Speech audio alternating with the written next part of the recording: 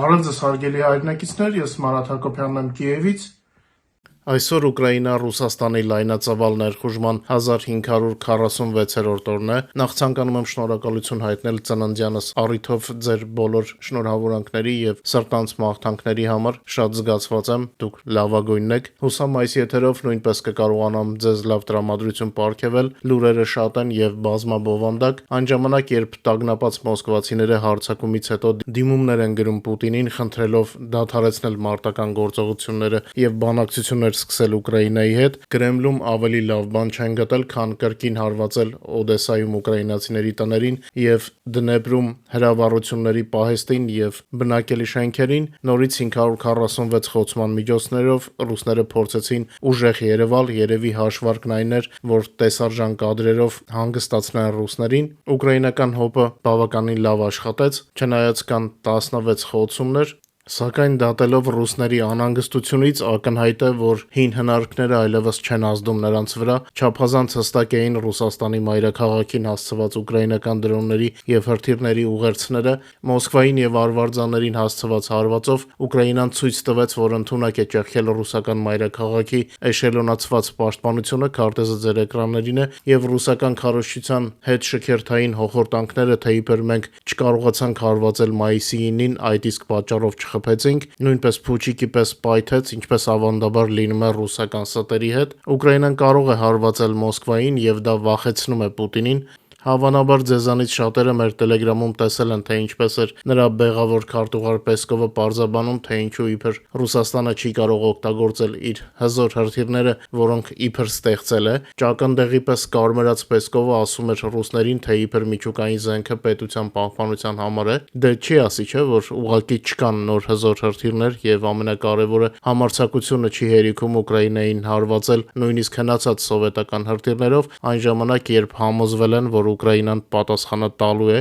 իսկ իրենք չեն կարողանում պաշտպանել Մոսկվան։ Նոր պայմաններում, երբ Ռուսաստանը փորձի նոր հրթիռներով հարվածել, իրավիճակը միայն բարդանալու է։ Առնվազն ժամանակ է պետք է ռուսներին շունչները տեղը բերելու համար, դե եթե մերոնք իհարկե նրանց այդ ժամանակը տան, ինչում ես շատ կասկածում եմ։ Երևի դեռ հին իներցիայով ռուսական քարոզչությունը փորձում է կեղծ լուրերով մոլորեցնել իր լսարանին։ Քիչ է որ ռուսները դժգոհում են, որ տեղական լրատվամիջոցները չեն գրում իրենց քաղաքներին հասցվող ուկրաինական հարվածների մասին, նրանց նաև ստում են Խարկովի մարզի Բարավոյի իբր գրավման մասին։ Սա արդեն երրորդ բնակավայրն է, որը Պուտինյան բանակը բերանով է գրավում, այլ ոչ թե իրականում։ Ոչ Կուպյանսկը, ոչ Կուպյանսկ-Ուզլավոյը, ոչ էլ Բարավոյը չեն գտնվում ռուսների վերահսկողության տակ։ Ավելին, եթե անցյալ տարի նրանք մտել էին Կուպյանսկ եւ դուրս շպրտվեցին այնտեղից, ապա Կուպյանսկ-Ուզլավոյին եւ Բարավոյին ռուսները նույնիսկ չեն կարողացել մոտենալ։ Ռազմական փորձագետների գնահատականներով ռուսական գլխավոր շտաբի կողմից վիրտուալ հաղթանակների նմանօրինակ պրակտիկան ուղղված է առաջին հերթին ներքին լսարանին գործողության անխուսափելի հաջողության կեղծ զգացողություն ստեղծելու, ինչպես նաեւ միջազգային բանակցությունների ֆոնին Կրեմլին անհրաժեշտ տեղեկատվական դաշտ ձևավորելու համար։ Ռուսները ոչ միայն վաղուց ոչինչ չեն գրավել, այլև ընդհակառակը ավելի շատ կորուստներ են կրում։ Ուկրաինայի ռազմական հետախուզության արտան ստորաբաժանման հատուկ ջոկատայինները դուրս են շպրտել ռուս զինվորականներին Զապորոժիեի ուղղությամբ գտնվող Ստեպնագորսկից։ Արտանի հրամանատար Վիկտոր Տարկացյուկը հայտարարել է, որ ռուսական զորքերը կարող են նորից փորձել մտնել քաղաք, սակայն ուկրաինական ստորաբաժանումները պատրաստ են նոր հարձակումների։ Ավելի վաղ ուկրաինական հետախուզությունը ԳՈՒՌ-ը հայտնել էր, որ այս հատվածում ռուսական տակտիկան հիմնված է փոքր խմբերի մոխրագույն գոտիներ ներթափանցելու փորձերի վրա։ Տեղանքի քարտեզը ձեր էկրաններին է։ Ստիպնագորսկը կարևոր նշանակություն ունի Զապորոժիեի ուղղության պաշտպանության համար։ Այս բնակավայրի վերահսկողությունը դժվարացնում է ռուսների հետագա ճնշումը ուկրաինական դիրքերի վրա եւ նվազեցնում է դեպի մարզկենտրոն Զապորոժիե առաջխաղացման ռիսկը։ Էկոնոմիստը գրում է, որ Ռուսաստանը սկսում է կորցնել դիրքերը Ուկրաինայում, գարնանային հարձակումը կանգ է առել, իսկ կորուստները մնում են ծայրահեղ բարձր։ Պարբերականը նշում է, որ Ուկրաինան ռազմաճակատում նոր տարածքներ է հետ գրավել, իսկ Ռուսաստանը ռեկորդային կորուստներ է կրում եւ ռազմաճակատն այլևս նրան կայուն առաջխաղացում չի ապահովում։ Սա տապալում է Պուտինի գլխավոր արգումենտը, թե իբր Ռուսաստանը կարող է ռեսուրսներով ճնշել Ուկրաինային։ Նախորդին Ուկրաինայի գլխավոր շտաբը հաստատել է, որ մեր պաշտպանության ուժերը Կասպից ծովում խոցել են ռուսական կատեր, ինչպես նաև դրոնների կառավարման կետեր ու թշնամու կենդանի ուժի կենտրոնացումներ, հաստատելով նախորդ հարվածներից ևս մի քանի թիրախների ոչնչացումը։ Մայիսի 17-ի եւ 18-ի գիշերը ուկրաինական ստորաբաժանումները հարվածել են Գրաչոնոկ նախագծի հակադիվերսիոն կատերին Կասպիցկի շրջանում։ Սա Ռուսաստանի Դաղստանում է, ինչպես գիտեք, նման կատերները Ռուսաստանը օգտագործում են նավատորմի բազավորման վայրերի պահպանության եւ դիվերսիոն խմբերին հակազդելու համար։ Խոցվել են նաեւ հակառակորդի դրոնների կառավարման մի քանի կետեր։ Հարվածները հասցվել են Դոնեցկի մարզի Ռազդոլնեյում եւ Շևչենկոյում, Խարկովի մարզի Դվուրեչնեյում, Զապորոժիեի մարզի Կամենսկոյում, Ռուսաստանի Բրյանսկի մարզի Կարնատնեյում։ Ուկրաինացի մարտիկները հարվածել են նաև հակառակորդի անձնակազմի կենտրոնացման վայրերին Դոնեցկի մարզի Պադուբնեյում եւ Խերսոնի մարզի Օլգինայում։ Նախորդին հզոր պայթյուններ են որոտացել Նիժնի Նովգորոդի մարզի Քստովո քաղաքում։ Քաղաքը հայտնվել է դրոնների հարվածի տակ, ինչի հետևանքով արդյունաբերական գոտուց թանձր սև ծխի սյուններ են բարձրացել։ Մոնիտորինգային ալիքների տվյալներով եւ տեղի բնակիչների հաղորդումներով հարձակման թիրախ է եղել վառելիքային կրիտիկական ենթակառուցվածքը։ Դրոնների հիմնական թիրախները ավանդաբար եղել են Լուկոյլ Նիժեգորոդ Նեֆտեօրգսինթեզ խոշորագույն նավթավերամշակման գործարանը, ինչպես նաև Գարկովսկայայի եւ Ստարոլիկևո նավթամղիչ կայանները, որոնք մտնում են Տրանսնեֆտի համակարգի մեջ։ Տեղի բնակիչները հայտնում էին, որ պայթյունների դրդյունից տները բառացիորեն ցնցվում էին, իսկ պայթյունների ձայները հասնում էին նույնիսկ մինչև Նիժնի Նովգորոդ։ Դրոնների հարձակման պատճառով Նիժնի Նովգորոդի Չկալովի անվան օդանավակայանը ստիպված է եղել մտցնել կավյոր պլանը եւ ժամանակավորապես դադարեցնել չվերթների ընդունումն ու մեկնումը։ Այս հարվածը դարձավ ուկրաինական դրոնների կիրակնօրյա զանգվածային հարձակման մասը, որի նպատակն էր թուլացնել ռուսական լոգիստիկան եւ վառելիքային համակարգը խորը թիկունքում։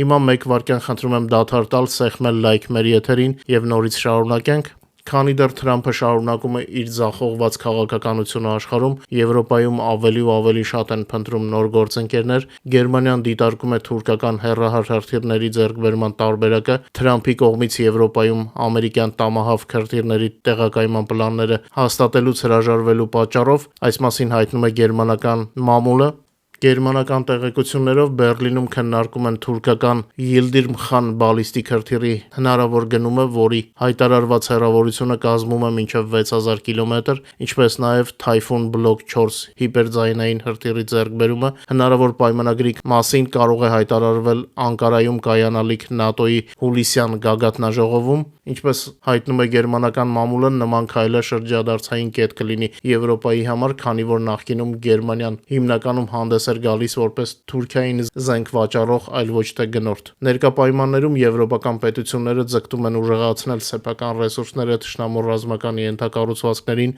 մեծ հեռավորության վրա հարվածներ հասցնելու համար, մտավախություն ունենալով Ռուսաստանի կողմից հնարավոր սպառնալիքի վերաբերյալ։ Բացի այդ, Գերմանիան հանդես է եկել Թուրքիայի Եվրոմիությանը անդամակցելու օգտին։ Գերմանիայի իշխանությունները պատրաստ են աջակցել Եվրոմիության հետ Թուրքիայի հետագա մերձեցմանը։ Այս մասին հայտարարել է Գերմանիայի արտաքին գործերի նախարար Յոհան Վադեֆուլը Բերլինում իր թուրք պաշտոնակից Հական Ֆիդանի հետ համատեղ մամուլի ասուլիսի ժամանակ։ Մեջբերեմ, եթե Թուրքիան ցանկանա անդամակցել Եվրոպական միությանը, ապա հանձինս Գերմանիայի նա կգտնի բարեկամական եւ հուսալի գործընկերոջ, ասել է Գերմանիայի ԱԳՆ ղեկավարը, միևնույն ժամանակ հավելելով, որ անդամակցության համար անհրաժեշտ է համապատասխանել բոլոր անհրաժեշտ չափանիշներին։ Վադեֆուլը լավ ազդանշան է անվանել եվրոպական համայնքի անդամ դառնալու Թուրքիայի ձգտումը։ Մեջբերեմ, մենք կողմ ենք, որ Թուրքիան որպես ՆԱՏՕ-ի կարևոր դաշնակից եւ Եվրոմիության կարևոր առևտրային գործընկեր հաշվի առնվի Եվրոպական միության պաշտպանական եւ արդյունաբերական քաղաքականության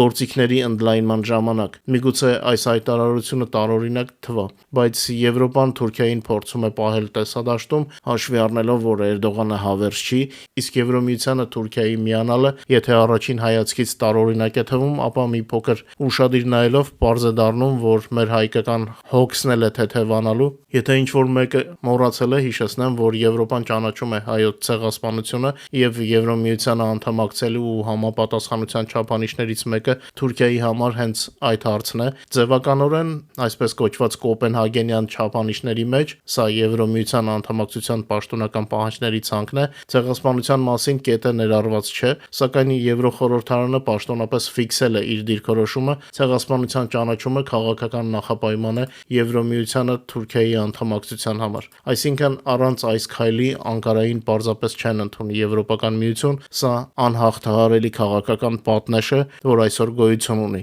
եւ մենք պետք է նույնպես հետեւողական լինենք, որպեսզի այս հարցը չշրջանցվի։ Թուրքիան օրինակ կարող է փորձել ճնշել Երևանին, որ մենք էլ մեր հերթին Եվրոպային թույլատրենք շրջանցել այս գործոնը, եւ եթե մենք ամուր լինենք, քարտերը մեր ձեռքում են միշտ լինելու, իսկ Եվրոմիությանը միացած Թուրքիան դա արդեն այլ չափանիշներով պետություն է, որի հետ Հայաստանը կարող է ավելի համարձակ քաղաքականություն վարել եւ ավելի լավ պաշտպանել իր շահերը։ Իհարկե այդ ամենի համար Հայաստանում ամուր իշխանություններ են պետք։ Այս ընթացքում ինքը Թրամփը հայտարարել է, որ Քաթարի, Սաուդյան Արաբիայի եւ Արաբական Միացյալ Էմիրությունների խնդրանքով հետաձգել է այսօրվա նախատեսված հարվածը Իրանին։ Նրա խոսքով Կատարի էմիր Թամիմ բին Համադ Ալ-Թանին, Սաուդյան Արաբիայի գահաժառանգ արքայազան Մուհամմեդ բին Սալմանը եւ Արաբական Միացյալ Էմիրությունների նախագահ Մոհամմեդ բին Զայեդը կարծում են, որ կողմերը կարող են կնքել համաձայնագիր, որը ընդունելի կլինի Ամերիկայի եւ Մերձավոր Արևելքի երկրների համար։ Թրամփը նշել է, որ հենց այդ պատճառով են նրանք խնդրել Ամերիկային հետաձգել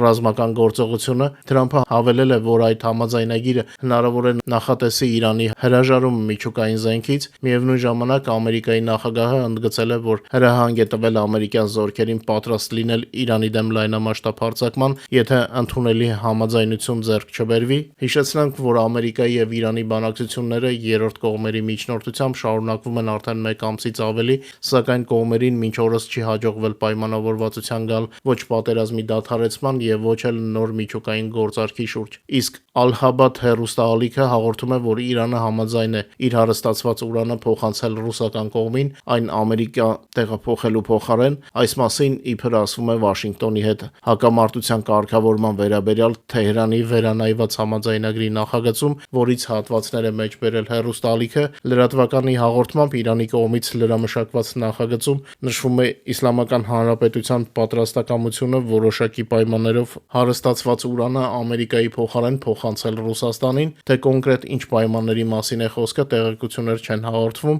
Բացի այդ, հեռուստաալիքի տվյալներով իրանական կողմը կարող է հրաժարվել Ամերիկայից պատերազմի ընթացքում հասցված վնասի փոխհատուցման պահանջից, սակայն միևնույն ժամանակ Թեհրանը մտադիր է Վաշինգտոնից հասնել տնտեսական զիջումների։ Սա փաստացի նույն կապիտուլյացիան է, պարզապես մի քիչ մեղմ ձևով։ Իրանը կդառնա կառավարելի երկիր Ամերիկայի կողմից, բայց ճիշտ ասած հավատս չի գալի, որ համաձայնագիրը կլինի այս տեսքով։ Ինձ թվում է այս խմորը դեռ շատ ջուր կքաշի, չնայած շատ լավ կլիներ, որ հենց այսպես էլ լիներ, ինչպես իրանական մամուլն է հաղորդում, բայց կապրենք կտեսնենք։ Հետաքրքիր լուր Սև ծովից Ռուսաստանի եւ Չինաստանի միջև կարող է բռնկվել անսպասելի հակամարտություն։ Նման հավանականություն է առաջացել մայիսի 18-ին, այն բանից հետո, երբ ռուսական զինուժը Սև ծովում հարձակվել է չինական նավի վրա։ Ուկրաինայի զինված ուժերի ռազմածովային ուժերի խոսնակ Դմիտրո Պլետենչուկը հայտնել է, որ ռուսական դրոնը հարվածել է քաղաքացիական առևտրային նավին։ Խոսքը չինական առևտրային նավի մասին է, որը գտնվում էր Ուկրաինայի տարածքային ջրերում։ Հարվածի հետևանքով անձնակազմի անդամներից ոչ ոք չի տուժել։ Պլետենչուկը հեգնանքով նշել է, որ ռուսական կողմը իր կարծիքով կարող էր սխալ թույլտված լինել։ Այս պահին Մոսկվայի եւ Պեկինի կողմից վերոհիշյալ միջադեպի պաշտոնական հաստատում չկա։ Տեսնենք ինչ զարգացումներ կլինեն։ Իսկ Ուկրաինայում երեք արդեն լուրեր հայտնվեցին սեփական արտադրության կառավարվող ավիացիոն ռումբի ստեղծման մասին, որի մշակումը տևել է 17 ամիս, սա կարևոր իրադարձություն է, որը թույլ կտա մեզ նվազեցնել կախվածությունը ներկրվող զենքից։ Ուկրաինական նոր Վիրիվնյուվաչ հրթիռ ռումբը արժե մոտ 3 անգամ ավելի էժան, քան ամերիկյան Ժադամ ռումբերը, որոնք Ուկրաինան արդեն օգտագործում է։ Արտադրանքի մոտավոր գինը կազմում է շուրջ 25,000, այն դեպքում, երբ ամերիկյան անալոգները արժեն մոտ 70-ից 80 հազար, այսինքն 3 անգամ ավելի էժան, եւ հարցը միայն էժանությունը չէ, երբ զենքը տեղում է արտադրվում, այն ժամանակի ընթացքում ավելի արագ կատարելագործվում է, ինչպես մեր դրոններն են հիմա անընդհատ կատարելագործվում։ Ուկրաինական ռումբը օժտված է 250 կիլոգրամ զանգվածով, մարտական մասով, բացվող թևերով եւ կոռեկցիայի մոդուլով, այն ընդունակ է խոցել թիրախները մինչև 60 կիլոմետր հեռավորության վրա, իսկ հեռանկարում նախատեսվում է հեռահարությունը հասցնել մինչև 80-ից 100 կիլոմետրի։ Նշեմ, որ խոսքը ռումբերի մասին է, բոմբերի, իսկ մենք կառավարվող բոմբերի կարիք շատ ունեինք։ Սա հարմարեցված օտարերկրյա կամ խորհրդային զենք չէ, այլ ուկրաինացի ինժեներների սեփական կոնստրուկցիան է, ստեղծվել է ներկայիս պատերազմի իրողությունների ներքո։ Ռումբը նախատեսված է թշնամու ամրությունները, հրամանատարական կետերը եւ այլ օբյեկտները խոցելու համար։ Այն կարելի է կիրառել անկախ եղանակային պայմաններից կամ օրվա ժամից, իսկ մարտական թռիչքի պատրաստությունը տևում է ոչ ավել քան 30 րոպե։ Այս զինամթերքի առաջին փորձնական խմբականակը արդեն փոխանցվել է Ուկրաինայի զինուժի ռազմաօդային ուժերին իրական մարտական պայմաններում հարմարեցնելու համար, փորձարկումների համար։ Հարմարեցնելուց խոսեցինք, երեք Ռուսաստանի զինված ուժերը խփել էին իրենց իսկ սեփական ուղղաթիռը։ Սա առաջին անգամ չէ, քանի գնում է ռուսական զորքերի մարտունակությունը պակասում է եւ սա վարպետության պակաս է, երբ իրենք իրենց են խոցում, իսկ մենք մոտեցանք ռազմաճակատի թվերին։ Նախորդ 2 օրերին ռազմաճակատում տեղի է ունեցել 478 մարտական բախում, որոնց ընթացքում Ուկրաինայի զինված ուժերը լիկվիդացրել են 2360 օկուպանտի եւ նրանց 4391 միավոր տեխնիկան, տրանսպորտն ու սպառազինությունը։ Ուկրաինական գլխավոր շտաբը նաեւ հայտնել է, որ լայնամասշտաբ պատերազմի սկզբից ի վեր, ըստ ֆոտոտեսաֆիքսված տվյալների, լիկվիդացված օկուպանտների թիվը հասել է 1,351,150-ի, ռելիզները ձեր էկրաններին են, աջ կողմից ամենաակտուալն է։ Նախքան մեր եթերը շարունակելը նորից հիշեցնեմ ձեզ, որպեսզի ովքեր դեռ չեն օգտվել YouTube-ի գործիքներից, օգնելու մեր հաղորդման տարածմանը, անպայման դա խնդրում եմ արեք, դրեք լայքեր եւ եթե հնարավոր է տարածեք սոցիալական ցանցերում, դա կօգնի մեզ ռուսական քարոզչության դեմ պայքարում։ Ձեր օգնությունը իրոք շատ երևում է, ինչի համար շատ շնորհակալ եմ ձեզ։ Մտածեցի, քանի որ առիթ ունեցանք խոսել Թուրքիայի Եվրոմիություն մտնելու թեմայից, երևի արժի մի փոքր բացել Թուրքիայի Եվրոմիության անդամակցության թեման, որպեսզի ավելի հասկանալի լինի, թե որտեղ է մեր հայկական շահը, որովհետև մենք ամենից առաջ պետք է պաշտպանենք մեր շահը, մեր հայրենիքի Հայաստանի շահը։ Ես կողմնակից չեմ մեր պահանջներից ետ կանգնելուն, ես կողմնակից եմ մեր շահերը ցանկացած իրավիճակում պաշտպանելու տարբերակին, հաշվի առնելով իրականությունը։ Մենք իմ կարծիքով իրավունք չունենք ուրանալ մեր անցյալը, բայց ունենալով պատմական փորձ պետք է ներկան ճիշտ օգտագործենք մեր ապագայի համար, մեր ազգի, մեր հայրենիքի ապագայի համար։ Թուրքիայի հնարավոր անդամությունը Եվրոմիությանը վաղը չի կայանա, այս երկիրը դեռ երկար ճանապարհ պետք է անցնի Եվրոմիություն մտնելու համար, բայց մեզ անհրաժեշտ է մանրամասնորեն ուսումնասիրել այս հարցը, որպեսզի ավելի հստակ պատկերացնենք Հայաստանի համար պլյուսներն ու մինուսները։ Եվ քանի որ այսօր առիթ կա, ես մի փոքր կփորձեմ բացել այս թեման ձեր թույլտվությամբ, խնդրում եմ սա չդիտարկել որպես ինչ-որ քարոզչություն հօգուտ Թուրքիայի Եվրոմիության անդամակցության, սա զուտ Հայաստանի համար պլյուսների եւ մինուսների վերլուծություն է, տեսություն, հա։ Ինչպես ասացի, մենք հայերս ոչինչ զիջելու չունենք ուրիշին։ Ինչ վերաբերում է Ուկրաինային, Կիևը Անկարայի հետ վարում է հստակ հավասարակշռված քաղաքականություն եւ ստանում անհրաժեշտ է մեր շահերի պաշտպանության համար։ Թեև այն ամենը, ինչ ես կթվարկեմ Հայաստանի համար, շատ դեպքերում տարածվում է նաև Ուկրաինայի վրա։ Այսօր Թուրքիան հանդիսանալով Եվրոմիության անդամության թեկնածու վարում է ինքնուրույն եւ ագրեսիվ արտաքին քաղաքականություն, ինչը առավելապես զգում են հարևանները։ Մենք դա մեր մաշկի վրա ենք զգում Հայաստանի հետ սահմանի շրջափակման տեսքով, բախվում ենք Ադրբեջանին Թուրքիայի չափազանց աջակցությամբ, ցեղասպանության չճանաչմանը եւ այդպես շարունակ։ Իսկ Ուկրաինայի առնչությամբ թուրքական բիզնեսը օրինակ հաճախ Ռուսաստանից գնում է ուկրաինական օկուպացված տարածքներից գողացված արտադրանքը, գյուղատնտեսական բերքը։ Թուրքիայի անդամակցությունը Եվրոպական միությանը ավտոմատ կերպով նրանք կվերածի շատ ավելի կանխատեսելի համակարգային եւ իրավականորեն կապված հարևանի Հայաստանի եւ Ուկրաինայի համար։ Անկարան պարտավորված կլինի ենթարկվել վերազգային եվրոպական կանոններին, ինչը կբացառի կտրուկ ագրեսիվ քայլերը կամ տնտեսական շանտաժը։ Բացի ընդհանուր կանխատեսելիությունից, օրինակ Հայաստանը 5 հիմնարար աշխարհաքաղաքական եւ տնտեսական պլյուս կստանա Եվրոմիությանը Թուրքիայի հիպոթետիկ անդամակցությունից։ Ես հիմա պլյուսները կթվարկեմ, հետո եղած մինուսներին կանդրադառնանք։ Առաջին պլյուսը սահմանների վերջնական եւ անդառնալի բացումն է։ Եվրոմիության կանոններով անդամ երկրները եւ եզրափակիչ փուլում գտնվող տեխնացուները պարտավոր են բաց սահմաններ եւ դիվանագիտական հարաբերություններ պահպանել բոլոր հարևանների հետ։ Թուրքիան պարտավոր կլինի ընդմիշտ բացել Հայաստանի հետ ցամաքային սահմանը ապրանքների եւ մարդկանց ազատ տեղաշարժի համար։ Սա Հայաստանը դուրս կբերի բազմամյա տրանսպորտային եւ լոգիստիկ կիսաշրջափակումից։ Երկրորդ կետը Հայաստանի ուղիղ ցամաքային ելքը դեպի Եվրոպայի շուկա։ Հայաստանի համար Թուրքիայի հետ սահմանը կվերածվի Եվրոպական միության հետ սահմանի, հայկական բիզնեսը կկարողանա իր ապրանքները ցամաքային ճանապարհով թուրքական տարածքով տեղափոխել Գերմանիա, Ֆրանսիա կամ Իտալիա, ուր ուզի, մի խոսքով, առանց եվրոպական մաքսային տարածքի ներսում տարանցիկ տուրքեր վճարելու։ Սա մեծագույն կերպով կնվազեցնի Հայաստանի լոգիստիկ ծախսերը, այսինքն Հայաստանում արտադրված ապրանքի ինքնարժեքը եվրոպական շուկայի համար։ Երրորդը ցեղասպանության հարցի լուծումը եւ հայկական փոքրամասնության եւ ժառանգական իրավունքները։ Հայոց ցեղասպանության ճանաչումը Բրյուսելի կողմից սահմանված խիստ քաղաքական ֆիլտր է։ Եվրոմիության անդամ դառնալու համար Թուրքիան ստիպված կլինի պաշտոնապես անցյալի հետ հաշտեցման գործընթացով,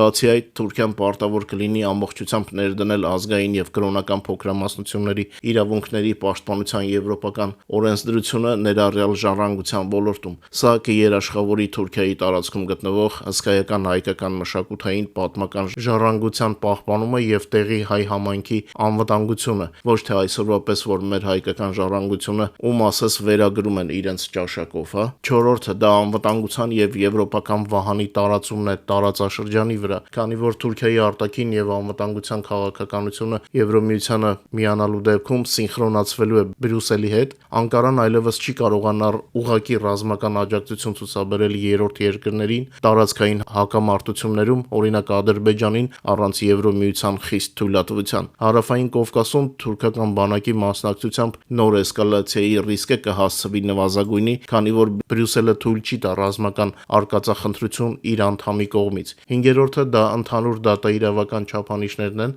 եթե թուրքական պետական մարմինները կամ բիզնեսը խախտեն հայաստանցի քաղաքացիների կամ ընկերությունների իրավունքները, օրինակ սահմանային առևտրում, Հայաստանը եւ նրա քաղաքացիները կկարողանան դիմել եվրոպական իրավական մեխանիզմներին եւ դատարաններին։ Թուրքիան գտնվելու է մարդու իրավունքների եվրոպական դատարանի, ՄԻԵԴ-ի եւ Եվրոմիության այլ կարգավորողների իրավասության ներքո, ինչը կստիպի նրան խաղալ խստորեն միջազգային կանոններով։ Այնպես չէ, որ ուզելով, հա, իրենց շահից ելնելով ստիպված կլինեն։ Իսկ այսօր, երբ Թուրքիան Եվրոմիության անդամ չէ, նա մի կողմից ունի տնտեսական ու տեխնոլոգիական օգուտներ եւ մյուս կողմից չունի ոչ մի պարտավորություն Բրյուսելի առջև արտաքին քաղաքականության հարցում, ինչը վատ է անդրադառնում Թուրքիայի հարևանների վրա, մեզ վրա, Հայաստանի վրա։ Չնայած Եվրոմիության անդամակցության սառեցված գործընթացին եւ վիզային խիստ սահմանափակումներին, Թուրքիան հսկայական օգուտներ է քաղում Բրյուսելի հետ իր հատուկ ինստիտուցիոնալ հարաբերություններից հենց այսօր։ Ժամանակակից Թուրքիայի տնտեսությունը եւ արդյունաբերությունը փաստացի ձևավորվել են եվրոպական շուկայի ազդեցության տակ։ Թուրքիան այն սակավաթիվ ոչ եվրոպական երկրներից է, որը 95 թվականից ի վեր Եվրոմիության հետ ունի լիարժեք մաքսային միություն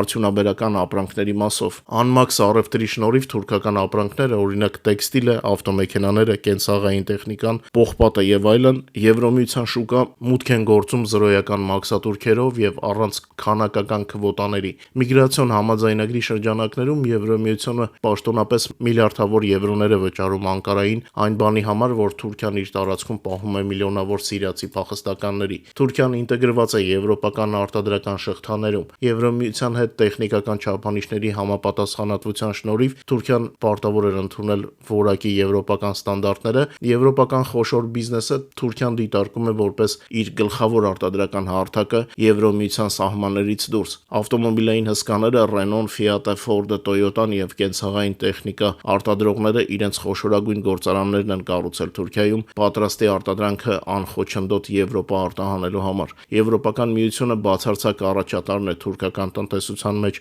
ուղղակի օտարերկրյա ներդրումների ծավալով։ Թուրքիան այսօր հասանելիություն ունի Եվրոմիության գիտական եւ կրթական հիմնադրամներին, թեև Թուրքիան Եվրոմիության անդամ չէ, նա հանդիսանում է կարևորագույն համաեվրոպական դրամաշնորհային հարթակների լիիրավ մասնակից։ Օրինակ Erasmus Plus-ը հազարավոր թուրք ուսանողներ եւ դասախոսներ ամեն տարի Եվրոմիության բյուջեների հաշվին մեկնում են Եվրոպա ուսման կամ վերապատրաստման, կամ օրինակ Հորիզոն Եվրոպան թուրք գիտնականները, համալսարաններն ու լաբորատորիաները ուղղակիորեն ֆինանսական դրամաշնորհներ են ստանում Եվրոմիությունից համատեղ գիտական եւ տեխնոլոգիական մշակումների համար։ Բիզնեսի համար Անկարայի համաձայնագրի արտոնությունները նույնպես մեծ հնարավորություններ են բացում Թուրքիայի համար։ 1963 թվականի պատմական պայմանագիրը մինչ օրս իրավական բացեր լազայկաներ է տալիս թուրք քաղաքացիներին, օրինակ թուրք ձեռնարկատերերը իրավունք ունեն պարզեցված ընթացակարգով բիզնես բացել Եվրոմիության մի շարք երկրներում, հատկապես Գերմանիայում, այդ հիմքով կացության թույլատվություն ստանալ իրենց եւ իրենց ընտանիքների համար։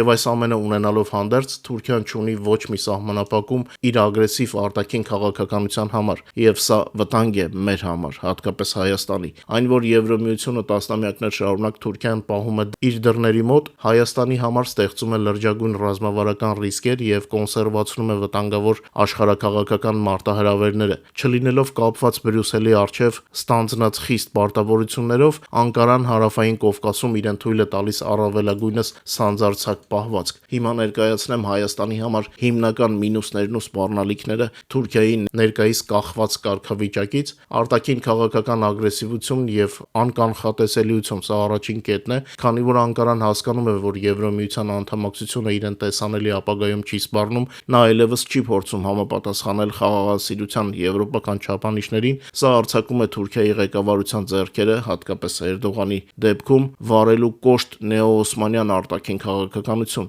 Վառ օրինակը Ադրբեջանին ցուցադրվող ուղղակի եւ վճռորոշ ռազմական տեխնիկական ու աշխարհաքաղաքական աջակցությունն է, որը Թուրքիան տրամադրում է առանց հետ նայելու Բրյուսելի կամ Փարիզի կողմից հնչող քննադատություններին եւ զսպվածության կոչերին։ Երկրորդ կետը դա փակ սահմանի օգտագործումն է որպես շանտաժի գործիք։ Թուրքիան շարունակում է միակողմանիորեն փակ պահել Հայաստանի հետ ցամաքային սահմանը 93 թվականից ի վեր, դրա լիարժեք բացումը շահկապելով Բաքվի քաղաքական պահանջների հետ։ Եթե Թուրքիան գտնվեր Եվրոմիությանը ինտեգրվելու առաջընթաց փուլում, Բրյուսելը կստիպեր նրան շրջափակել հաղորդակցությունը հարևանի հետ, Հայաստանի հետ։ Իսկ հիմա Անկարան օգտագործում է շրջափակումը որպես Երևանի վրա աշխարհաքաղաքական ճնշման գործիք։ Եվրոպական իրավական վերահսկողության բացակայությունը դա երրորդ կետն է։ Թուրքիայում նկատվում են լրջագույն խնդիրներ մարդու իրավունքների, խոսքի ազատության եւ փոքրամասնությունների, այդ թվում հայ համայնքի պաշտպանության եւ հայկական մշակութային ժառանգության պահպանման հարցերում։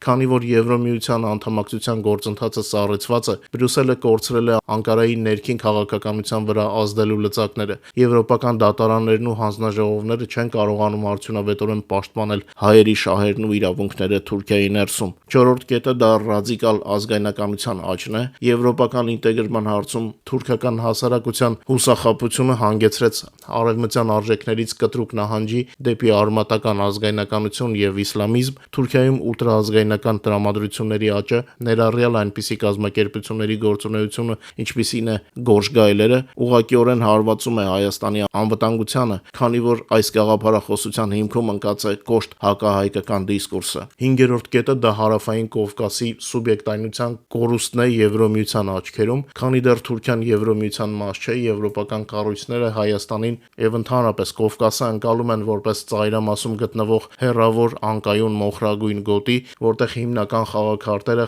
խաղարկում են ոչ եվրոպական խաղացողները Ռուսաստանը, Թուրքիան, Իրանը։ Դրա պատճառով Հայաստանի համար շատ ավելի դժվար է իրական եվրոպական ներդրումներ ներգրավել եւ անվտանգության հաստատուն երաշխիքներ ստանալ Բրյուսելից, որը խուսափում է ուղղակի հակադրության մեջ մտնել անկախ եւ անկանխատեսելի Անկարայի հետ, նույն անկանխատեսելիությունից ելնելով։ Թե ինչպիսին են այսօրվա գործերը, եւս մեկ անգամ խնդրում եմ սա չհամարել ինչ-որ քարոզչություն, այլ միայն ռիսկերի եւ օգուտների վերլուծություն։ Մենք հայ ենք, մենք երբեք չենք մոռանա Թուրքիային ուղղված մեր պահանջները, իսկ դրանց իրագործման հեռանկարները ավելի པարզ են, երբ Անկարայի վերևում կլինի Բրյուսելը, քան թե Թուրքիան օգտվում է Եվրոպայի գրեթե բոլոր բարիքներից եւ չի ենթարկվում ընդհանուր կանոններին։ Ամեն դեպքում վերլուծությունը միայն տեսություն է, իսկ գործնականում մենք ունենք բարդ իրավիճակ Եվրոպայում Ռուսաստանի ագրեսիվ քաղաքականության պատճառով։ Ուստի թվարկածից ամեն ինչ պետք է իմանալ փոփոխվող աշխարհում ավելի լավ կողմնորոշվելու համար,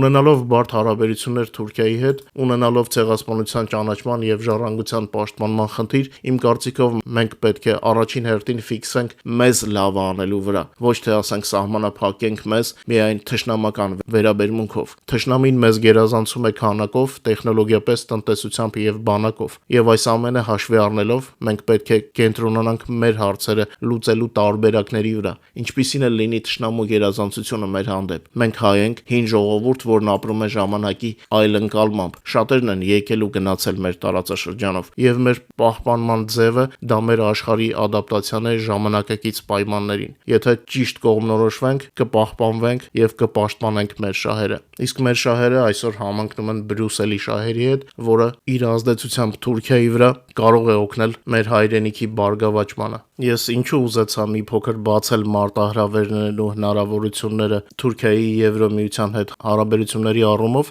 որովհետև տեսնում եմ, որ նախընտրական պայքարում Հայաստանում որոշ ուժեր շարունակում են դեմագոգիայով մարդկանց մոլորեցնել։ Մենք պետք է ֆիքսենք, թշնամուն միայն անիծելով նրան չես հաղթի։ Թշնամուն պետք է ճիշտ գնահատել եւ օգտագործել եղած բոլոր հնարավորությունները մեր հայկական շահը մաքսիմալ պաշտպանելու համար։ Եվ եթե Թուրքիան ուզում է մտնել Եվրոմիություն, ապա մենք պետք է լավ հասկանանք, թե մենք ինչ կքաղենք դրանից, այլ ոչ թե քաղաքական դիվանչիների պես միայն պիտակներ կպցնենք։ Այն ժամանակը, որ մենք կորցրել ենք Ռուսաստանի իմպերիալիստական քաղաքականության պատճառով, պետք է փորձենք արագ ետ բերել եւ Թուրքիայի բոլոր քայլերը դեպի Եվրոմիություն մեզ շահի վերածենք, որ պահպանվենք եւ պահպանենք մեր հայրենիք Հայաստանը։ Վերադառնալով օրվա թեմաներին, ասեմ, որ Սպիտակ տանը մտավախություն ունեն, որ Սի Ցզինպինը Թրամփի հետ հանդիպումից հետո կսկսի նախապատրաստել ներխուժումը Թայվան։ Թրամփի շրջապատում կարծում են, որ Չինաստանի ղեկավար Սի Ցզինպինի հայտարարությունները Պեկինում ամերիկյան առաջնորդի հետ հանդիպման ժամանակ վկայում են Թայվանի հարցում Չինաստանի ավելի կոշտ դիրքորոշման մասին։ Սպիտակ տան ղեկավարի խորհրդականները վախենում են, որ Ամերիկա-չինական գագաթնաժողովի արդյունքը կլինի առաջիկա 5 տարիների ընթացքում դեպի Թայվան Պեկինի ներխուժման վտանգի ուժեղացումը, այս մասին գրում է Axios-ը։ Պարբերականի զրուցակիցները նշում են, որ ռազմական հակամարտությունը կարող է հանգեցնել լրջագույն ճգնաժամի համաշխարհային տեխնոլոգիական ոլորտում կիսահաղորդիչների մատակարարումների դադարեցման պատճառով։ Վաշինգտոնում գլխավոր սպառնալիք են համարում թայվանական միկրոչիպերի մատակարարման հնարավոր խափանումը, որոնք օգտագործվում են ամերիկյան ընկերությունների կողմից, այդ թվում արհեստական բանականության ոլորտում։ Աղբյուրներից մեկը հայտարարել է, որ Ամերիկան փաստացի պատրաստ չէ նման սցենարին տնտեսական տեսանկյունից։ Axios-ի նյութում ասվում է, որ Թրամփին դուր է եկել այն ընդունելությունը, որը կազմակերպել էր չինական ղեկավարությունը Պեկին կատարած այցի ժամանակ, սակայն Ամերիկայի նախագահի խորհրդականները կարծում են, որ արտաքին բարյացակամության հետևում թաքնված էին Պեկինի կողմից հնչող ավելի կոշտ քաղաքական ազդակներ։ Զրուցակիցներից մեկի խոսքով Սի Ցզինպինը ցույց է տալիս Չինաստանը Ամերիկային հավասարազոր մրցակցի դիրքում դնելու ձգտումը։ Մեկ այլ աղբյուր նշել է, որ ուղևորությունից հետո Թայվանի շուրջ հակամարտության հավանականությունը ամերիկյան վարչակազմում գալվում է զգալիորեն ավելի լուրջ։ Մեջբերեմ, այս այցը ցույց տվեց շատ ավելի բարձր հավանականություն այն բանի, որ Թայվանը քննարկման առարկա է դառնալու առաջիկա 5 տարիներին, նշել է նա։ Ինչպես հայտնի է, Թայվանը կենտրոնական դեր է խաղում միկրոչիպերի մատակարարման համաշխարհային շղթայում։ Ամերիկյան խոշորագույն տեխնոլոգիական ընկերությունները կախված են կիսահաղորդիչների թայվանական արտադրողների արտադրանքից, որոնք օգտագործվում են արհեստական բանականության համակարգում,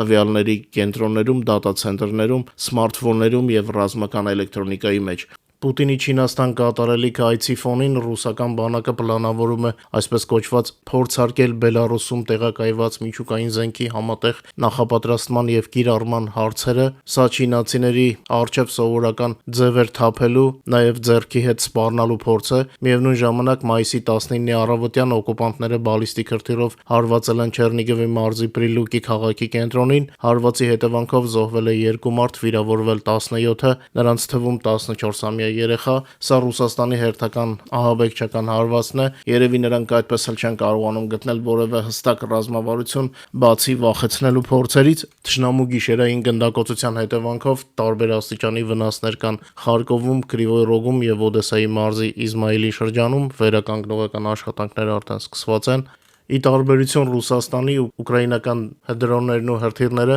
այս գիշեր եւ առավոտյան շարունակել են ոչնչացնել ռազմական եւ ռազմավարական թիրախները, ինչպես օկուպացված, այնպես էլ ռուսական տարածքներում։ Ուկրաինայի պաշտպանության ուժերը խոցել են ռուսների հրամանատարական կետը Կուրսկի մարզում եւ կարևոր օբյեկտներ Դոնեցկի մարզում։ Ուկրաինացի զինծառայողները հարվածներ են հասցրել նաեւ հակառակորդի դրոնների կառավարման կետերին եւ կենթանի ուժի կենտրոնացման վայրերին։ Ուկրաինայի զինուժի գլխավոր շտաբը հաղորդել է, որ մայիսի 18-ին Ուկրաինայի պաշտպանության ուժերի ստորաբաժանումները խոցել են ռուսական զորքերի մի շարք կարևոր թիրախներ, մասնավորապես ուկրաինացի զինվորականները հարված են հասցրել թշնամու հրամանատարական եւ դիտարկման կետերին Տյոտկինեի շրջանում Ռուսաստանի Կուրսկի մարզում։ Հարվածների տակ են հայտնվել նաեւ ռուսական դրոնների կառավարման կետերը Ալեքսանդրովկայի եւ Բելավոդիի շրջաններում, սա Ուկրաինայի Սումիի մարզում է։ Բացի այդ, ուկրաինական ուժերը խոցել են օկուպանտների երկու պանտոնային կամրջային գետնանցումներ Դոնեցկի մարզի ժամանակավորապես օկուպացված տարածքում։ Ուկրաինացի մարտիկները հարվածել են նաեւ հակառակորդի կենթանի ուժի կենտրոնացման վայրերին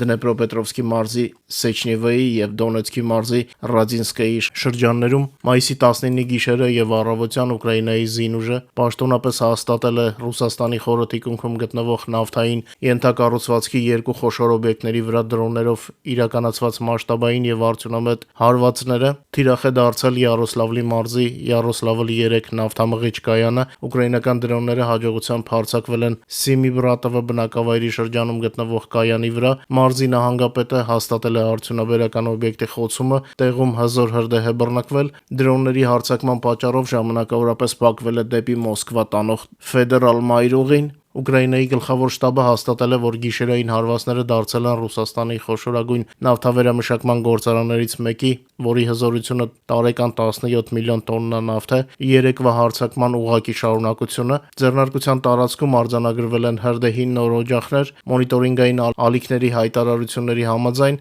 վերջին մեկ օրվա ընթացքում ուկրաինական տարբեր տեսակի դրոնների հարձակման են ենթարկվել Ռուսաստանի ավելի քան 18 տարածաշրջանների օբյեկտներ։ Նախագահ Վլադիմիր Զելենսկին նշել է, որ վերջին ամիսներին դրոնների համակարգված հարվածների հետևանքով Ռուսաստանի նավթավերամշակման հզորությունները կրճատվել են։ Ուկրաինական հարվածները հնարավորության դեպքում ուժեղացվելու են։ Հիշեցնեմ, որ բոլոր հնարավոր կադրերը մեր Telegram-ում են։ Այսքանով ավարտեմ մեր եթերը։